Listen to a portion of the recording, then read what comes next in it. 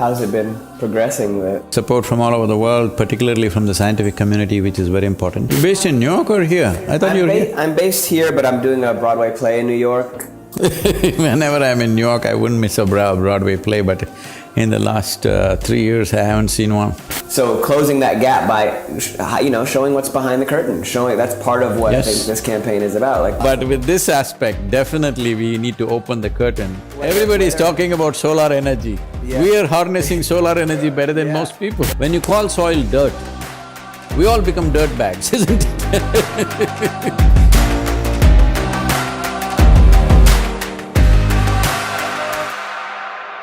Well, last time we spoke, we talked about the ecological issues and raising awareness around what's happening with soil degradation, and we touched on specific to two things that are of interest to both of us, which is specific to the African continent geographically, but also African people and folks in America.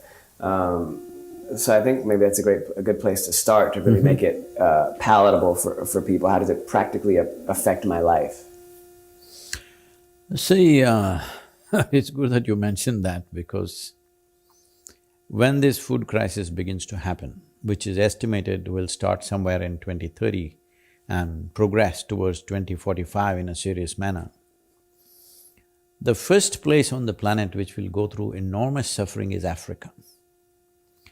Because Africa is in a situation where desertification has reached, or soil degradation has seriously affected 45% of African continent. And it's estimated by 2050, 2/3 of Africa will be in the desertification process. In the last 50 years, the 30 wars that have been fought in Africa, which have been criminally cruel kind of wars, 27 of them were fought for control over agricultural lands. The Somalia famine that happened, the Sudan famine that happened recently, 260,000 people died. In that, 50% were children below 6 years of age, because children and the older people are the first ones to die. And when children die in front of you, you not being able to feed them, what people go through is indescribable, okay? So the pain of that lives with people and makes them more and more disabled. So, by the end of the century, African population is supposed to go up by 3 billion. It's right now 1.2 or 1.3 billion, it can go up to 3 billion. At the same time, food production in Africa, if business as usual happens, if no changes happen, food production of Africa will reduce itself to 30% of what it is right now. You can imagine that horror. So when that horror unfolds in that continent, in the past, many types of horrors have happened, man-made and other kinds of things have happened.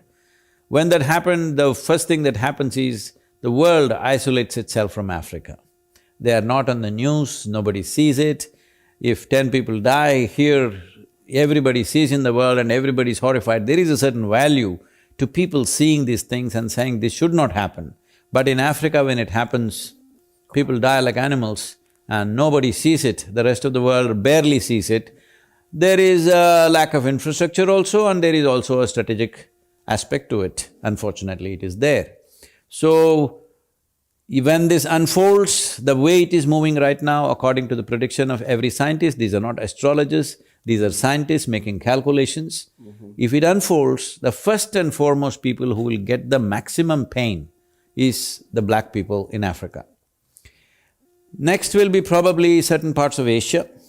So here also when it hits North America, maybe North America is far more organized compared to other continents. Sure. So because of that, this may come little later, but when it comes, the first population that will be affected is definitely African-American population. There's no doubt about it. When COVID happens, they are the worst hit. When anything happens, they are the worst hit. That's right. For a variety of reasons. Yeah. I think that when folks are living in urban environments, it's one thing to touch and feel agriculture. I see it as part of my life, as part of my landscape, as how I raise my food and sustain my family. it's a little more obvious the impact of agriculture. But when you live in urban environments that are entirely cement, there's a detachment from how does that impact me? That thing I see on screen on television. Who cares? I get my food from the grocery store. I don't see there's a detachment there. So I think it's important for folks to… Somebody was telling me, Sadhguru, but the Generation Z thinks the food comes from the SuperStore. Yeah. I said, when you say Generation Z, that is the worst thing, that means it's the last generation. Yeah. Please don't ever use the word Generation Z. And the moment you think it comes from SuperStore, that it doesn't come from soil, then that's the most serious mistake we're making. Educating our children is important, but more than educating our children, it is time as democratic nations, people stand up and say, this needs to happen. The reason why it is not happening is, democracies have their beauty and their problems. Sure. The problem of democracy is, there is a kind of a phenomena called short-termism. Because you elect a party or a person only for 4 years or 5 years at the most. And most of them come to power after they're 60, 65 years of age. Why would they take up something which takes 20 years or 25 years to produce results unless people really want it? I am very empathetic to the political leaders of any class, of any kind or ideology, whatever, because they're all fighting for their own survival, because the nature of political life is such, today you're on top of the game. Right. Tomorrow morning, if the election results say something else, you become extinct, you vanish and disappear, of absolutely no significance. This is the only career like that. So when you have a career like that, you tend to do things to please people immediately. Right. You definitely ascribe to short-termism. Long-term thing, if it needs to happen, people have to say, if you commit to long-term well-being of this nation and this world, we are with you. Yeah. This is why we want to move 3 to 3.5 billion people on the planet, so that political leaders will feel comfortable investing in long-term well-being. And the electorate, the people can digest it and understand that we are invested in a long-term strategy. One of the things that's so difficult about the multi-pronged system of oppression that folks are experiencing, especially Black folks in America and otherwise, is there's so many moving targets and problems, right? Whether it's policing or housing or education, etc. So your energy, which you already have very little of because it's incredibly expensive and taxing to be poor, you're already low on resources, but you have to pay attention to play this game of whack-a-mole on all the things that are oppressing you. So then if something comes up that feels long-term, that feels like a luxury item. I'd love to care about that, but I've got to get my kids to school, I've got to avoid violence, I've got to find a way to put food on the table, I've got to do all this.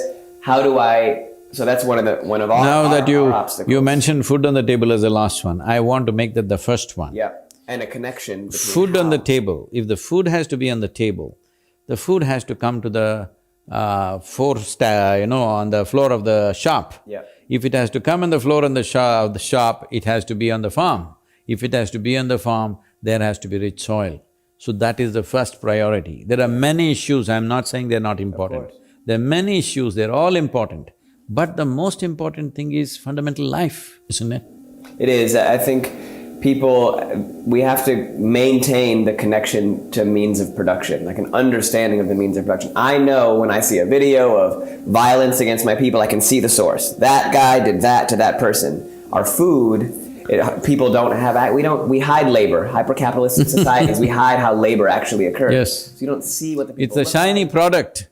Who made it shine? Just give me the iPhone. I don't need to know all the children that worked for it, how the people that were exploited in Uganda, whatever, to get the result. So closing that gap by, showing what's behind the curtain, that's part of what I think this campaign is about. Like definitely we need to open the curtain, because this is not an audience.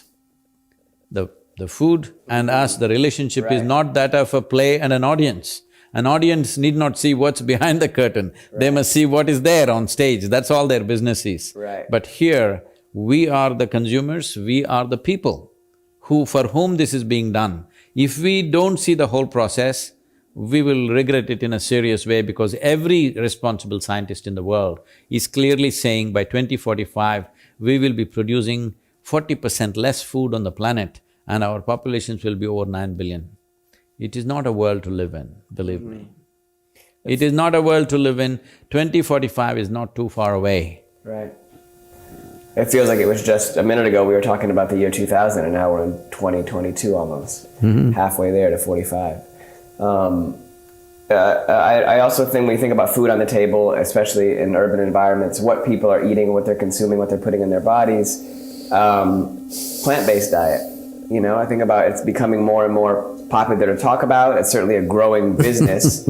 And people are sampling it and realizing it, you know, it's not as scary and foreign as they might expect. So yeah, I think you're going all over the place, traveling UAE and the other parts of Asia and everything, but you're hopping the most important place, which is India in between. Yeah. Why I'm saying this is because in India even today, nearly 47% of the population is fully vegetarian. Right.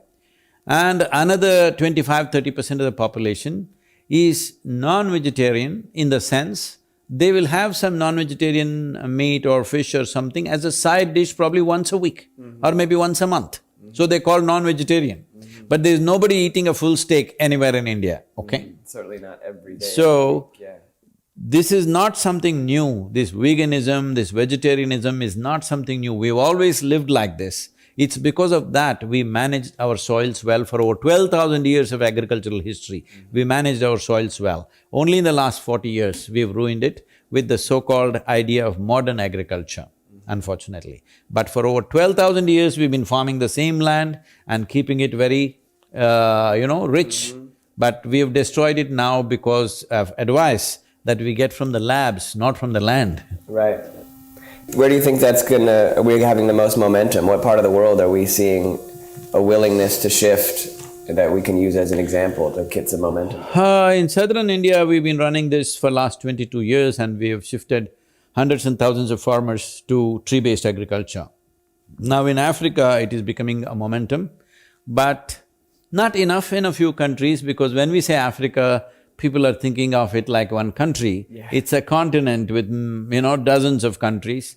So, it is not like you can change Africa. You have to change Uganda, Nigeria, this many things, okay? So, the northern part of Africa, nearly 45% of the continent, you can see it's turning brown. Yeah. This is very dangerous. This is not only dangerous for the African people, it is very dangerous for the entire world. Absolutely. Right now, 60% of the African people live in rural areas doing subsistence farming and things like that. But it's estimated by 2050, 64% of African population will be in urban areas. Can you imagine the condition of those urban areas when this bigger population moves to urban areas without any infrastructure? What happens there is not something to imagine. Is there a universally agreed upon response to this desertification? Oh yes, How do definitely. we stop this descent of the Sahara Desert? Yes. See, when you say universally agreed upon, in principle, yes, but in actual application it's different depending on the regions, the temperatures, the atmospheric conditions, the agricultural traditions, the latitudinal position in the planet. Accordingly, it's different for different regions and also the soil types. So, in application it's different. In principle, it is same in the sense, see, organic content comes from only two sources, either from plants or from animals. Either green litter from the trees and plants or from animal waste. This is the only way, there is simply no other way, okay? Nobody can produce organic material in a factory or there is some technology, because I'm stressing on this because in California, whenever I start talking, people say, my friend has started a new startup, we are coming up with a new app. Yeah. You can do whatever apps and stuff, in application there can be technology. But in fundamental, this is all it is, you need to produce organic content. Right now, you just see any farmer, largely, most farmers, are they producing any organic content on their land? Because it's machines, there are no animals, there are no trees, where is the organic content? They may buy some manure from somewhere.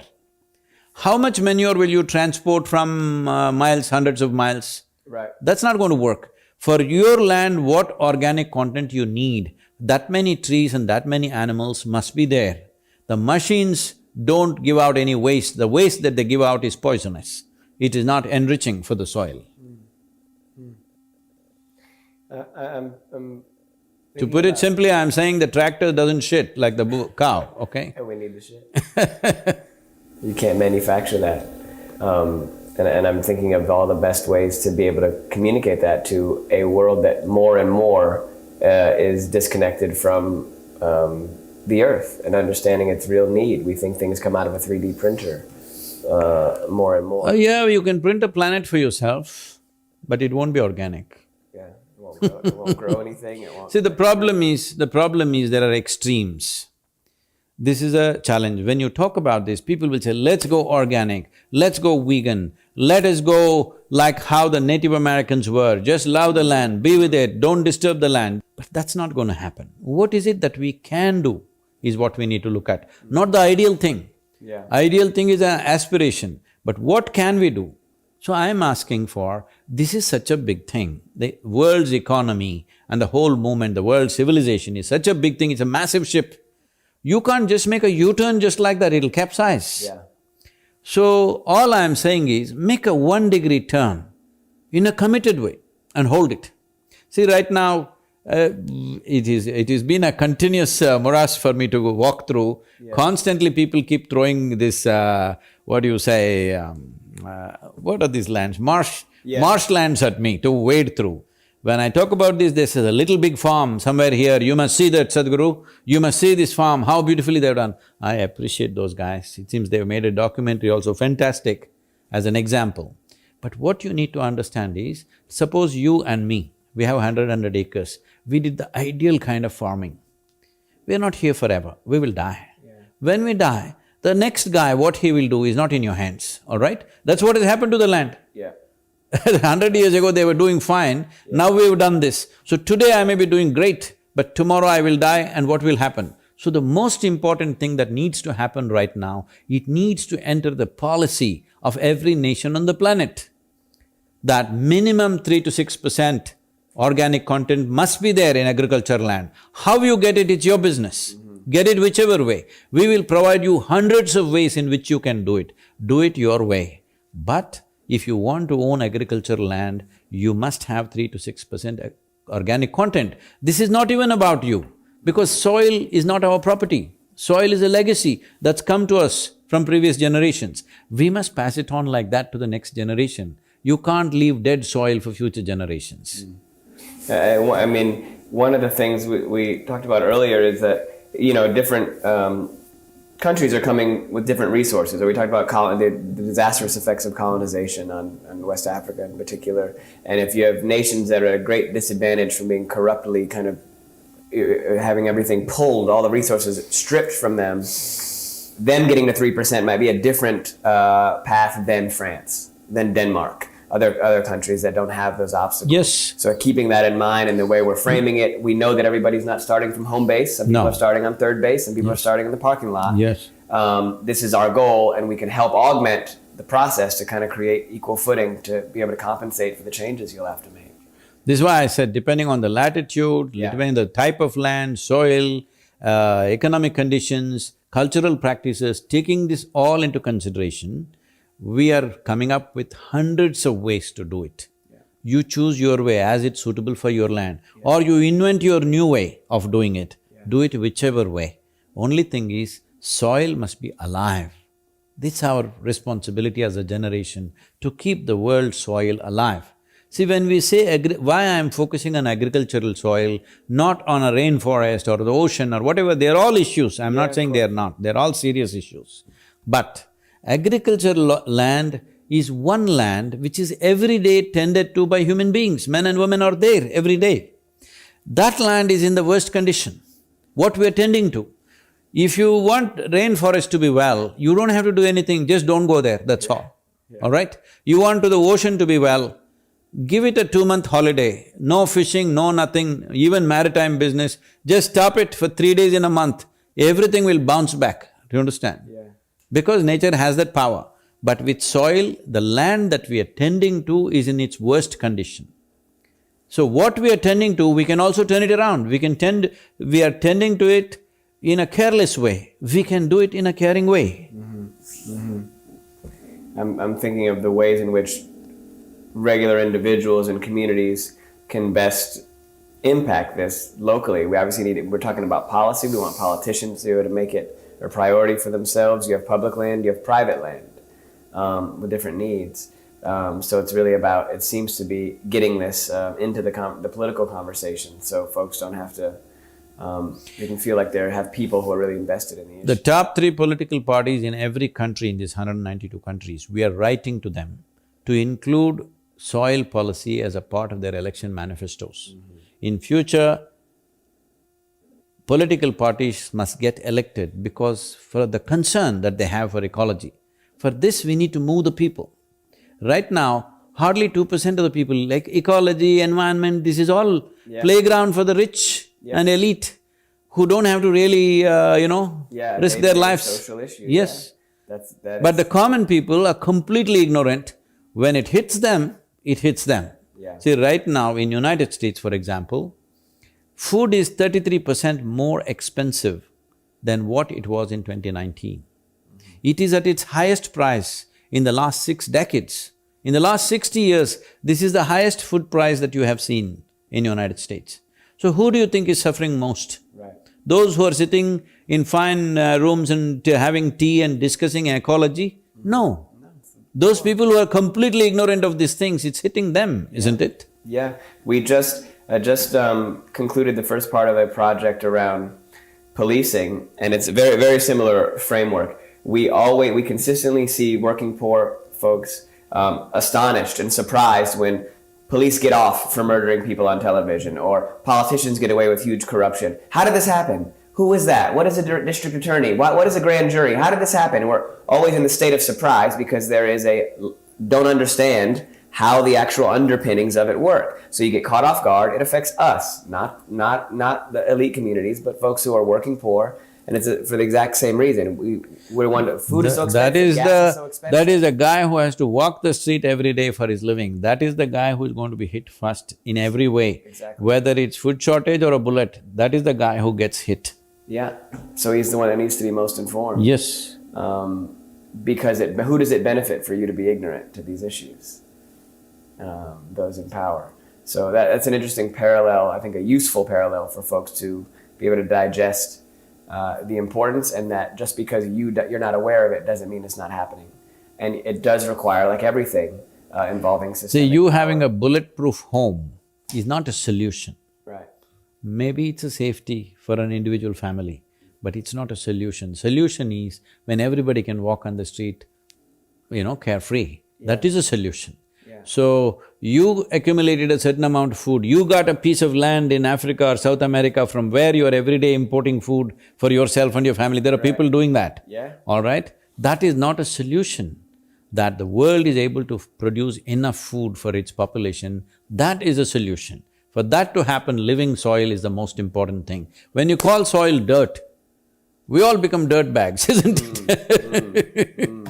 Because we are made of soil. Yeah. Understanding the machinery, not just waiting for what it spits out at the other end. And you can't impact it if you don't understand it. This is all coming from a very goal-orientedness. How many tons have we produced? What is this? What is that? Where is the GDP? All this is fine. We need a certain commitment to the process, not just to the goal. Ideally, what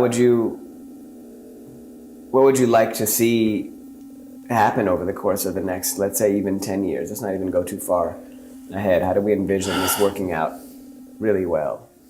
See, I'm somebody who's… though I have my ideals, I'm a very, very super pragmatic person, all right?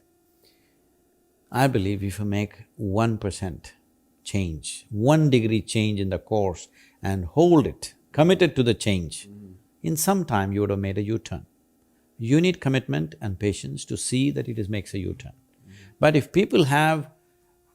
Unfortunately, this is usually considered a revolution. Revolution means you want to turn things around like this. Well, it has never worked. It's only caused more misery to people. Maybe some glorious flags were flown here and there, but it brought enormous misery. More people died, more people suffered out of those things. Because sudden turns, if the small situations can be suddenly turned, large situations cannot be suddenly turned around. Right. It needs to be held, the course must be held for the changes that we make. This is why I'm consistently insisting that it must come into the policy. Yeah. I make some change, you make some change, it'll be there in our lifetime and again gone in the next generation. Yeah. It's not locked in. Where do you anticipate the most opposition?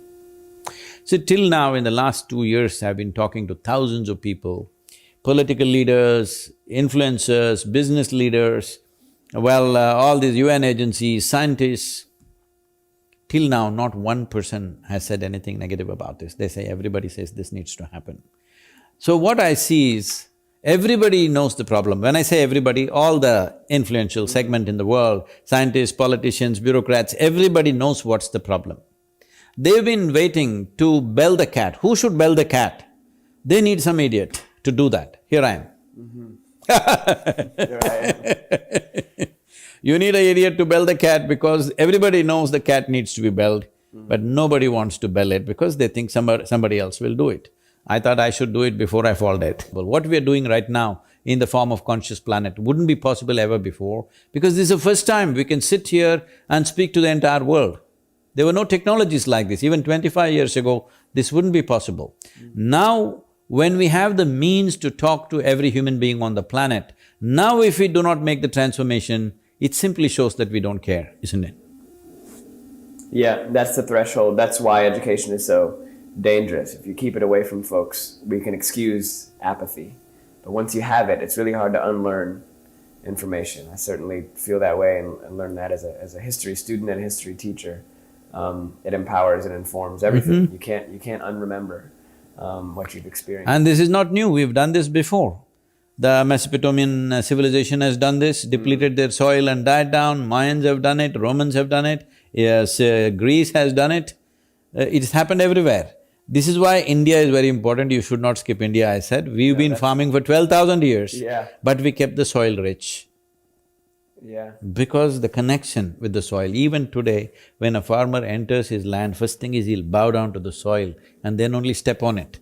Because that sense of, this is my mother, this is the source of my life, is still instilled in their hearts. Yeah. But too much of lab education kind of destroyed it, but we can put this back. It's very real. Gratitude and a reciprocal understanding of appreciation for the earth it's cultural and that's… See, human beings are emotional beings, all right?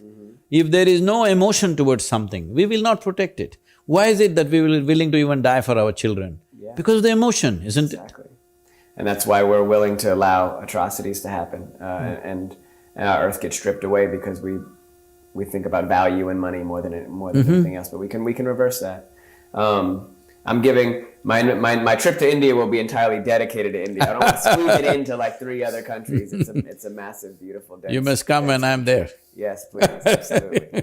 I can show you in India that very few people see. I can't wait to do that. Yeah, that's very high on my list. You know, I think about a lot of the parallels in this conversation with just interpersonal kind of relationship dynamics, from our relationship to the earth, and I think about our relationship to each other, and we talk about like policy versus a one-off. I could do a nice thing for you once, my wife, my girlfriend, my partner, my brother, could do it for you once, or I can have an understanding of what we do and don't do out of respect. I just think there's a little bit of I just keep seeing kind of parallels in the way you live your life, which is obviously something you talk about a lot. So these kind of guiding principles in how to conduct yourself, how to live with a gratitude and calm, that connects directly, it seems, to the conscious planet. Essentially, humanity.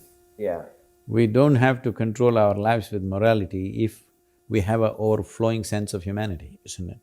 Yeah. Because morals can be controlled by societies, morals can be controlled by the times in which we live, but humanity is a deep sense of empathy with life, which is instilled within our making.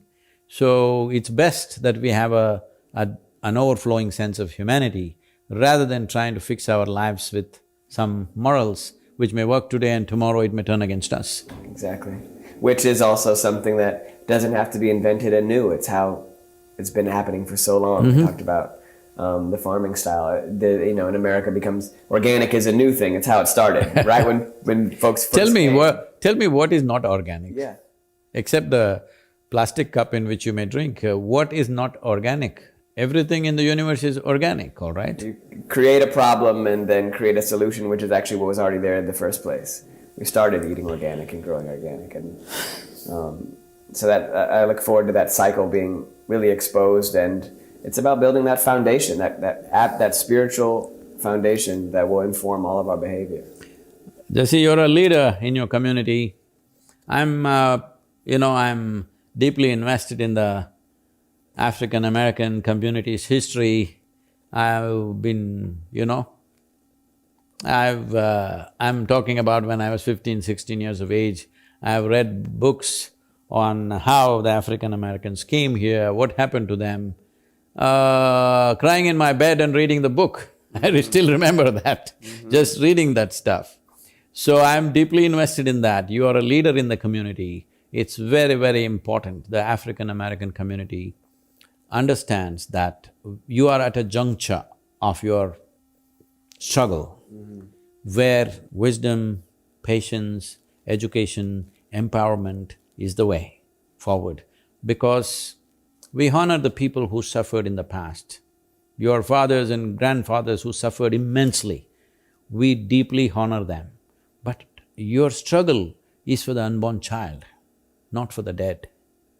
It's very, very important. Yeah, our guiding principles and elders and the people, the women and men and however they identify that are leading the fight understand that it's a consistent battle to be able to communicate that to younger generations, and in this technological era to communicate that to people anew. But at our core, that's exactly the principles that we live by and that we fight with. We just reacting in anger is going to work against you. It'll push you back as a community. It's very important. This generation must empower itself with education, enterprise. Yeah, our core group, we understand that, and then we're often projected to be reacting out of anger, but the vast majority of the time we're reacting out of love. We're reacting out of love for ourselves. That fuels our behavior and our movement, especially around policy, especially around feeding and fueling people. Now, why I'm saying this is, when you look back, who cannot be angry? Of course. So that's why looking forward is important, looking at the children, looking at the unborn child. How do we pave a way that they don't even have to really be affected by what happened yesterday? That should be the struggle. I know that's in everybody's minds, but if you look back, anger will come. But we must look back with a certain sense of dispassion towards that, and with great honor and respect for people who went through it as they went through it. Yeah. But we cannot fix the past, we can fix the future. Yeah, it is a very fascinating, actually, juggling act. You need to know your history and understand context, but you cannot be anchored by it. You cannot be weighed down by it, and that's it takes time to metabolize that information, right? Like we've all, read and experienced these things, and okay, this informs what's happening. Now I understand what that was referring to. Now I understand the origin of that policy. Now I understand why we live here. Now I understand why we eat this way, why we don't have any resources. Okay, I know that. I can just sit in it, or it can motivate me all the more to sit upright and move in loving awareness as to how we can make ourselves live in a better set of circumstances. It just requires experience and time, and that's hard for folks to always have, right? Because no, I'm saying this with a certain context, that particularly the African-American community, we would like to offer tools for them, and large-scale tools for individual people to see that their emotion, their intelligence, their strength, their energies are harnessed in such a way that the past wounds will turn into wisdom. No, don't remain as wounds. When you have a wound on your body… That's the difference, right there. Yeah, use it to, in some ways, I've torn my ACL, right? You have an injury, your body tries desperately to strengthen that area. It scars, it locks up so that it won't be wobbly. And I think that comes to mind when we think about using your injuries and your experience to fortify yourself, not to let the victor be the injury itself. It's something, yeah, we have to continue to be conscious of and figure out better ways to communicate. We are willing to offer whatever services we have to those, those who are in that community, who are in varieties of disadvantages for reasons beyond their own, their own doing. So we would like to offer this free of cost, the tools for self-transformation, which will harness their energies in a more creative way, in a more fruitful way than reacting in anger, because that's costing a lot to the youth. Yeah, well, that's wise. We appreciate that. It's when I just think of, we're surrounded by. I'm wary of. I understand. I'm wary of use of we're surrounded by so much and a victim of so much anger. That sometimes if we're a mirror and we're reflecting it back, it's not actually our actual mindset. And we receive that. We receive that because it is an emergency. And we need to be armed for the battle that's before us. So that's very much appreciated. I want you to not to see it as a battle, but as a self-transformative process. Because if you see anger, resentment, hatred, these are poisons that we drink and expect somebody else to die. That's not how it works. When we drink it, it kills us. That's right. That's exactly what somebody else wants. Yeah. All right? Yeah, indeed. So the most important thing is that we transform this energy into an empowerment process for the generation that is there now, and also for the future generations. Ensuring that a large number of African-American youth are educated, empowered with power to enterprise, start businesses, do things, which will create an ecosystem where in a generation or two, there may be no such thing as looking at people on the basis of their color of the skin. If they're everywhere in the services, in the production, in variety of things, in positions of power, responsibility, so the color will not be the dominant force. And it's such a silly thing because the color is not even skin deep. Yeah. It's just the super surface. And even so my color is what I am because I can process sunlight better than you. Yes, exactly. And that is a problem for you. a power treated as a disadvantage. And everybody is talking about solar energy. Yeah. We are harnessing solar energy better than most people. Exactly, walking around solar panels. And regardless of how people view us, we'll be armed. We'll be fortified in a way that it doesn't stop our flow and our empowerment and our self-love and our ability to move in love. That's the ideal, right? We don't necessarily need to focus on how other people feel about us. We need to focus on how we feel and are able to have the mobility to grow. We cannot fix the past, but we can fix the future. Let's fix the future. Let's make it happen. Agreed. Thank you. Agreed. Thank you. Yes. Wonderful.